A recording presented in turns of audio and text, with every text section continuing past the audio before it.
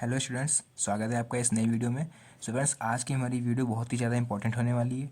Important क्यों होने वाली है, आप लोग को दिख रहा होगा यहाँ पर स्क्रीन पर कि सबसे पहली बात तो यहाँ पर हम एम्पियर के परिपथीय नियम का पूरा जो ब्यौरा है, यहाँ पर पूरा जो विवरण है वो हम लोग देखने वाले हैं। कैसे सिद्ध करा जाता है, कैसे डायग्राम बनता है और हमें एग्जाम में कैसे लिखना है।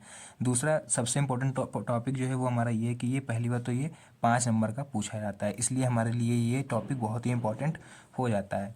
तो स्टार्टिंग में हम लोग क्या करेंगे, देखिए यहाँ पर सबसे पहले हम इसको आप लोग को बताएंगे डायग्राम कैसे लिखना है, कैसे बनाना है। उसके बाद आप लोग को यहाँ पर इसका प्रूफ करके दिखाया जाएगा। तो चलिए जल्दी से अपनी वीडियो को स्टार्ट कर देते हैं। तो फ्रेंड्स, यहाँ पर आप लोग को दिख रहा होगा सबसे पहले कि एम्पियर का परिपथ नियम। आप लोग को हेडिंग डालनी है, सेंट्रल हेडिंग। उसके बाद आप लोग को यहाँ से यहाँ तक इसकी पूरी डिफिनेशन लिख देनी है। डिफिनेशन बोले तो ये केवल सूत्र। अब देखिए, अगर आप लोग को देखिए डिफिनेशन याद होगी तो ये सूत्र बहुत ही आसानी से बन जाएगा। कैसे बन जाएगा, देखिए पढ़ते हैं कि किसी बंद वक्र के लिए चुंबकीय क्षेत्र B का रेखीय समाकलन पथ द्वारा घिरी कुल धारा I का म्यू नॉट गुना होता है। मतलब कहने का मतलब ये है कि किसी बंद वक्र, यहाँ पर किसी बंद वक्र की बात कर रहा है। बंद वक्र ये हमारा कोई पृष्ठ है, ठीक है, जिसको यहाँ पर क्या है, गोल। ये हर तरफ से बंद है, कहीं से ओपन नहीं है, ठीक है। तो इसमें क्या है कि इसमें एक चुंबकीय क्षेत्र लग रहा है, चुंबकीय क्षेत्र लग रहा है। तो वही ये फॉर्मूला यहाँ पर कह रहा है। देखिए ध्यान से देखिएगा, फॉर्मूले को देखिएगा, फिर डिफिनेशन को आप लोग देखिएगा कि किसी बंद वक्र के लिए चुंबकीय क्षेत्र बी, तो चुंबकीय क्षेत्र बी का रेखीय समाकलन, रेखीय है तो यहाँ पर हम लोग लीनियर लगा देंगे, एल फॉर लीनियर मतलब रेखीय, और इसका समाकलन का साइन लगा देंगे। मतलब चुंबकीय क्षेत्र बी का रेखीय समाकलन, मतलब एल लगा के यहाँ पर आप लोग को रेखीय समाकलन लगा देना है। फिर पथ द्वारा घिरी कुल धारा आई, ठीक, आई धारा मतलब आई का म्यू नॉट गुना होता है, मतलब म्यू नॉट यहाँ पर आप लोग को लगा देना है। तो अगर सूत्र से समझेंगे तब भी यहाँ पर डिफिनेशन आराम से बन जाएगी। अब देखिए क्या करना है यहाँ पर, ये तो हो गया हमारा सूत्र जो आप लोग को मेन यहाँ पर लिख के आना है। अगर 2 नंबर में आप लोग से पूछा जाता है तो आप लोग ये डिफिनेशन और ये फॉर्मूला लिख के यहीं पे इसको इंड कर दोगे, ठीक है। लेकिन अगर ये 5 नंबर में पूछा गया तो आप लोग को इसके आगे इसको प्रूव करके भी दिखाना पड़ेगा। तो आज उसी प्रूविंग पर हम लोग बात कर लेते हैं, कैसे सिद्ध करेंगे इसको। तो यहाँ पर आप लोग को डायग्राम दिख रहा होगा, ठीक है, ये ऊपर देख लीजिए थोड़ा, ये देखिए डायग्राम दिख रहा है आप लोग को।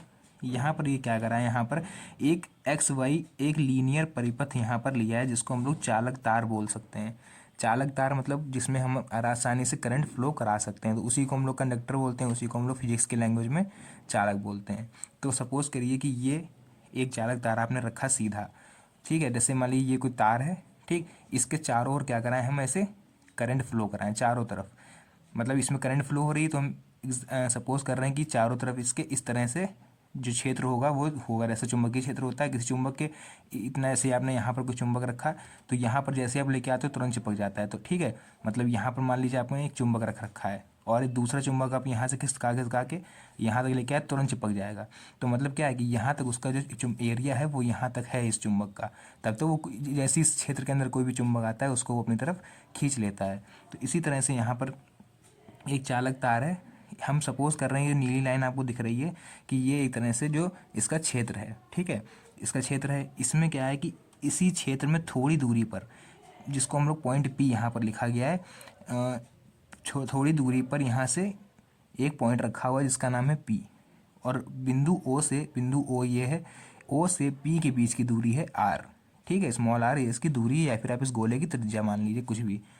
एक छोटा सा इस गोले में से एक छोटा सा हमने पार्ट ले लिया, छोटा सा पार्ट, जिसका नाम रखा है हमने डीएल। पूरा अगर लेते तो एल, और आधा लिया हमने पिछली वीडियो में बताया आप लोग को, तो यहाँ पर डीएल या फिर हम लोग इसको डेल्टा एल भी लिख सकते थे, ठीक है। अब क्या है कि इसी पर जो ये क्या है हमारा, ये पूरा नीला लाइन हमने अभी आप लोग को बताया कि चुंबकीय क्षेत्र है एक तरह से, इसको समझ लें अगर हम लोग, ठीक है। आप देखिए है क्या कि एक लाइन है लीनियर, लेकिन इसके गोल गोल घूमने के कारण इसमें थीटा जो है, जो एंगल जो हमारा बनेगा वो 0 डिग्री हो जाएगा, क्योंकि भाई ये रुक नहीं रहा है, ठीक है। अगर आप इस तरह से देखो तो ये मूविंग होगा, जब मूविंग होगा कोई चीज़ तो उसमें एंगल तो क्रिएट होगा नहीं, तो इसलिए यहाँ पर theta equal to 0 degree angle हमने रख दिया है। अब बात कर लेते हैं इसकी उपपत्ति की, कि हम लोग इसको लिखेंगे कैसे। तो देखिए यहाँ पर बच्चों उपपत्ति हमने हेडिंग डाल दी है। लिखना कैसे है आपको बोर्ड एग्जाम में वो आप लोग देख लीजिए कि माना कागज के तल के लंबवत एक धारावाही चालक एक्स व वाई हैं। तो एक ये देखिए ये एक्स और वाई ये हमारे क्या हैं, धारावाही चालक हैं, फिर कह रहा है कि तार में प्रवाहित धारा आई। तो यहाँ पर बच्चों एक देखिए आप लोगों को दिख रहा हो करंट फ्लो हो रही, जिसको हमने नाम दिया है आई, नीचे से ऊपर की तरफ जा रही, तो वो ये यहाँ भी फ्लो हो रही होगी, ठीक है, क्योंकि तार तो एक ही है। फिर है इसमें कि माना तार से आर दूरी पर वृत्तीय पथ है, मतलब आर दूरी पर क्या है, एक वृत्तीय पथ है। पथ कौन सा है, जो चारों तरफ घूम रहा है, वही वृत्तीय पथ है। तो यहाँ ओ से जो दूरी पर पथ है उसका नाम है पी, ठीक है, ये आर दूरी पर है। तो मतलब यहाँ से यहाँ तक की दूरी कितनी हो रही है, आर। अभी आप लोग को डायग्राम समझा चुके हैं। फिर है कि तथा इस पर एक बिंदु पी है, वही पी बिंदु रखा हुआ, तथा वृत्तीय पथ का केंद्र ओ है। इसका केंद्र सेंट्रल क्या है, वो ओ है। तो इसकी उपपत्ति जैसा आप लोग ये डायग्राम बनाओगे सेम आप लोग को उपपत्ति में वही चीज़ उतार देनी है, ठीक है। कि सबसे पहले हमने एक चालक तार लिया एक्स और वाई, फिर उसके चारों ओर वृत्तीय पथ खींचा, वृत्तीय पथ में एक पॉइंट माना पी, पी को हमने उसी वक्र के केंद्र ओ से मिला दिया।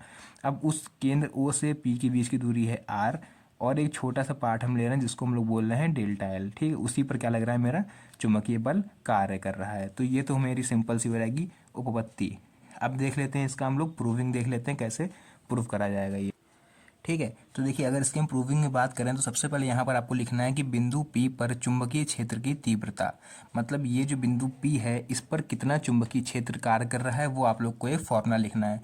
तो ये वाला फॉर्मूला ये आप लोग अभी पीछे पढ़ के आए होंगे कि ऋजु रेखीय तार के कारण, ये कौन सा तार है, ये ऋजु रेखीय तार है। तो ऋजु रेखीय तार के कारण विद्युत क्षेत्र की तीव्रता का फॉर्मूला होता है V = μ0/2πI/r। तो ये होता है मेरा ऋजु रेखीय तार के कारण उत्पन्न विद्युत क्षेत्र की तीव्रता का। इसके बाद आपको लिखना है कि चुंबकीय क्षेत्र B का रेखीय समाकलन। अब हम लोग को इसकी प्रूविंग करनी है, मतलब इक्वेशन बना के हमको सॉल्व करना है, लास्ट में मेरा ये आना चाहिए, तभी मेरी इक्वेशन सही मानी जाएगी। तो देख लेते हैं इसकी प्रूविंग। देखिए आप लोग को बता दें कि ये जो लिखा हुआ है रेखीय समाकलन, ये सेम इधर की चीज़ लिखी हुई है भी, ठीक है, BDL।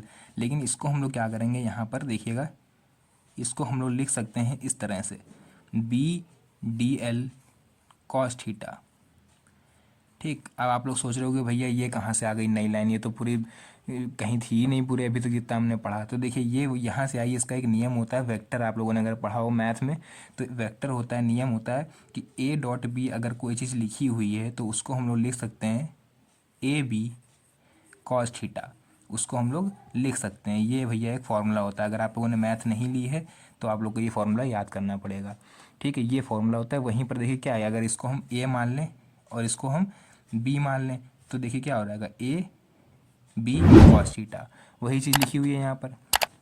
समाकलन पहले से लगा था इसलिए मैंने समाकलन लगा दिया। अब देखिए इसको सॉल्व कैसे करेंगे। अब BDL, तो देखिए यहाँ पर बच्चों एक बात बता दें आप लोगों को, थीटा जो होगा मेरा वो यहाँ पर अभी कितना था आप लोगों को, यहाँ पर हमने बताया 0 डिग्री, तो थीटा यहाँ पर आप 0 डिग्री रख देंगे, ठीक है। तो जब थीटा मेरा 0 डिग्री हो जाएगा तो देखिए इसका क्या आएगा फाइनल आंसर, B.DL.cos 0। और आप लोग को पता है यहाँ पर बच्चों की cos 0 की वैल्यू कितनी होती है, यहाँ पर अगर हम साइड में लिखें तो cos 0 की वैल्यू होती है 1, ठीक है। यहाँ पर लिख दे रहे हैं, मेंशन कर देना ताकि आप लोग को दिख जाए, cos 0 डिग्री = 1। तो भैया जब cos 0 की वैल्यू होती है 1 तो अब हमारे पास बचेगा क्या, केवल देखिए इधर बचेगा मेरे पास BDL = यहाँ पर बचेगा B.DL,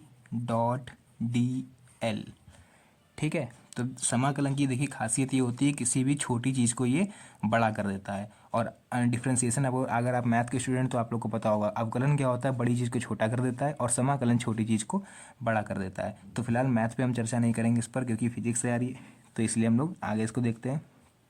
अब क्या देखें यहाँ से, भाई B तो बाहर आ जाएगा मेरा, लेकिन DL फंस गया अंदर। क्यों फंस गया अंदर, क्योंकि ये D लगा हुआ है साथ में। D क्यों लगा हुआ है, क्योंकि यहाँ पर देखिए हमने एक छोटा सा पार्ट लिया था केवल, तो छोटी चीज़ को बड़ा करने के लिए हमें समाकलन का सहारा लेना पड़ेगा। अब इसको सॉल्व कैसे होगा भैया, कि ये BDL जो है ये हमारा बाहर सॉल्व होकर अगर इसको निकलेगा इंटीग्रेशन से बाहर तो ये L बन जाएगा, ठीक। छोटा था मतलब डेल्टा, तो डेल्टा समाकलन ने डेल्टा को हटा दिया, ये बन गया L, मतलब अब ये पूरे वक्र की बात कर रहे हैं। तो L = आप लोग को पता होगा यहाँ पर कि ये मेरा क्या है, ये पूरा वृत्त है एक तरह से। तो वृत्त में ये पूरा इसकी परिधि जो होती है वो होती है, यहाँ पर लिख लीजिए L = 2πr, ठीक है, ये आप लोग को शायद पता भी होगा कि वृत्त की परिधि 2πr होती है। अब इसको अगर हम और आगे सॉल्व करें तो इधर मेरा क्या चल रहा था, BDL, ठीक, इधर मेरा BDL चल रहा था, इक्वल टू यहाँ पर क्या हो जाएगा, B की तो B रहेगा, डॉट L क्या हो जाएगा मेरा यहाँ पर 2πr। ठीक है बच्चों, अब आगे इसके अगले स्टेप में देखिए BDL इक्वल टू, इस B की जगह पे हम लोग क्या रखेंगे, ये ऊपर फॉर्मूला आप लोग को दिख रहा होगा यहाँ पर रेजियो रेखीय तार के कारण। तो क्या है मेरा फॉर्मूला, इसको देख लेते हैं, म्यू नॉट अपॉन 2π इंटू क्या है I अपॉन आर। कहाँ से लिखा ये फॉर्मूला, ये ऊपर से लिखा है इसमें से, ठीक है, मल्टीप्लाई, अब हम लिख देंगे यहाँ पर 2πr, क्योंकि भैया ये जो इतनी वैल्यू देख रहे हैं आप लोग, ये तो हमारी B की है, डॉट लगा के हमने 2πr की भी वैल्यू रख दी। अब देखिए क्या करना है, BDL इक्वल टू, ये BDL मेरा स्टार्टिंग से चला आ रहा है, ये देखिए साइड वाला, ठीक है, ये वही है इक्वल के इस तरफ वाला। क्या है कि यहाँ से देखिए 2π से 2π कैंसिल, r से r कैंसिल, तो मेरा बचा क्या यहाँ पर म्यू नॉट I, यही बचा ना मेरा, केवल BDL equal to mu naught I। तो अगर अब आप लोग ध्यान से देखो तो हमें प्रूफ क्या करना था, स्टार्टिंग में यही प्रूफ करना था हमको, और यही मेरा एम्पियर का परिपथीय नियम होता है। ये देखिए यहीं पर ये चीज़ हमको प्रूफ करनी थी, तो इतना करने के बाद आप ये लिख दोगे प्रूफ। ठीक है, तो उम्मीद करते हैं आप लोग को ये वीडियो पसंद आई होगी, और ये जो नियम है ये बहुत ही अच्छी तरह से आप लोग को समझ में आ गया होगा। तो मिलते हैं नेक्स्ट टॉपिक में। और हाँ, एक सेकंड, जिसने अभी तक व्हीटस्टोन ब्रिज और किरचॉफ के नियम, इन सब की आप लोग को अगर पढ़ना है, थ्योरी कैसे डेरिवेशन होती है, तो आप लोग मेरी पिछली वीडियो में जाके देख सकते हो, उसमें पूरे विस्तार से आप लोग को अच्छे से समझा दिया गया है। ठीक है, व्हीटस्टोन सेतु और किरचॉफ के दोनों नियम और भी जितनी इंपॉर्टेंट डेरिवेशंस हैं सब समझा दी गई हैं। तो मिलते हैं नेक्स्ट वीडियो में बहुत ही अच्छे और एक और इंटरेस्टिंग टॉपिक के साथ। तब तक के लिए धन्यवाद and best of luck for your exam.